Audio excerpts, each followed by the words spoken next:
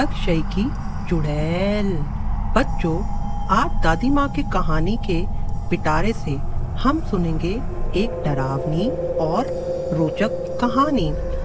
डगशई शिमला के पास पहाड़ों में एक छोटा सा गांव है। कहा जाता है पुराने समय में डगशई में एक छोटे से भूतिया घर में लोगों से दूर एक चुड़ैल रहा करती थी, जो कि हर पूर्णमासी की रात अपनी और दोस्तों के साथ सुंदर रूप बनाकर डांस किया करती थी।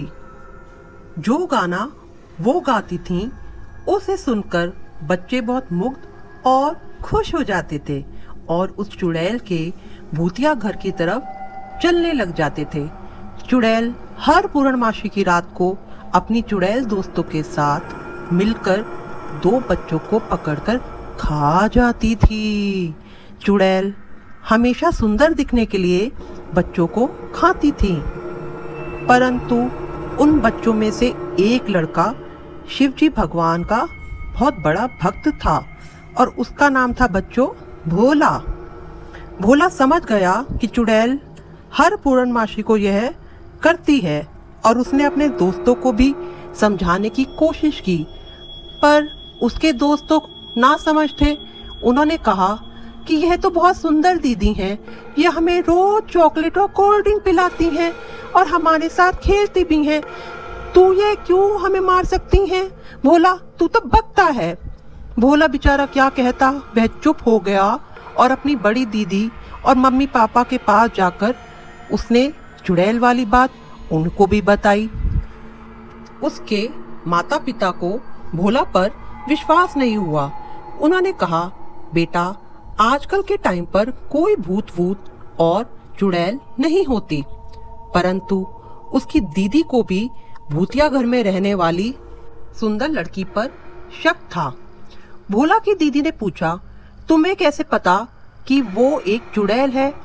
उसने कहा, दीदी, मैंने उसे हर पूर्णमासी की रात को पहाड़ी के पीछे से अपनी और चुड़ैलों के साथ नाचते हुए और रूप बदलते हुए देखा था और फिर उसने दो बच्चों को बेहोश करके उन्हें मार दिया और बहुत बड़े मटके में उन्हें उबालकर खा गई।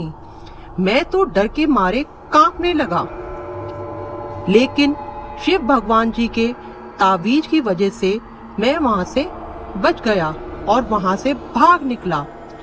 उसकी दीदी ने कहा कि अगली पूर्णमासी को हम दूसरे गांव में रहने वाले तांत्रिक बाबा के साथ चुड़ैल के घर चलेंगे। यदि वे चुड़ैल हुई तो तांत्रिक बाबा उसे मंत्र फूंककर भस्म करके जला देंगे। अगले दिन पूर्णमासी थी। भोला और उसकी दीदी सुबह ही तांत्रिक बाबा को लेने उनके घर पहुंच गए। तांत्रिक बाबा उन बच्चों के साथ चलने के लिए राजी हो गए। वह चुड़ैलों के नाचने गाने वाली जगह पर पहुंच गए। रात होते ही चुड़ैल अपने घर से बाहर निकली और 5-6 बड़ी ईगल जैसी चिड़िया भी उनके पास पहुंच गई और उन सब ने अपना रूप चुड़ैलों में बदल दिया और बच्चों को बहलाने और फुसलाने के लिए गाना गाने लगी और नाचने लगी। ये सब भोला, उसकी दीदी और तांत्रिक बाबा भी पहाड़ी के पीछे से देख रहे थे कि इतने में ही दो बच्चे भी वहां नाचते हुए आ गए। चुड़ैलों ने उन्हें फुसलाया और कोल्ड ड्रिंक में कुछ मिलाकर पिला दिया। कुछ देर में वे बच्चे बेहोश हो गए। वे सब चुड़ैलें उन बेहोश बच्चों के आसपास गाकर नाचने लगीं।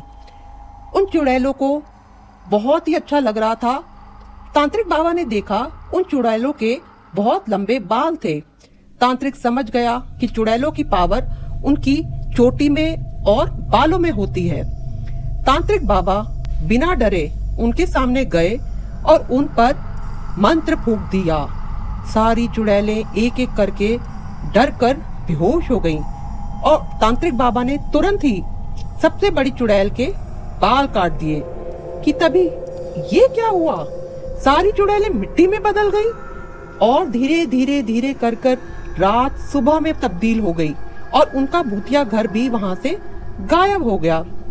तो इस प्रकार बच्चों, भोला ने अपनी भगवान की भक्ति और समझदारी से गांव के सब बच्चों की जान बचाई। लेकिन उस रात को जब भोला सो रहा था तो डगशई की चुड़ैल उसके सपने में, भोला, मैं तुम बच्चों को खाने और ले जाने अगले साल फिर आऊंगी। ही ही ही ही। तो बच्चों, कहानी यहाँ पर समाप्त हुई। कैसी लगी आपको दादी माँ की ये कहानी? ये दादी माँ अगली बार अपने पिटारे से फिर लेकर आएंगी एक रोमांचक और डरावनी कहानी। धन्यवाद।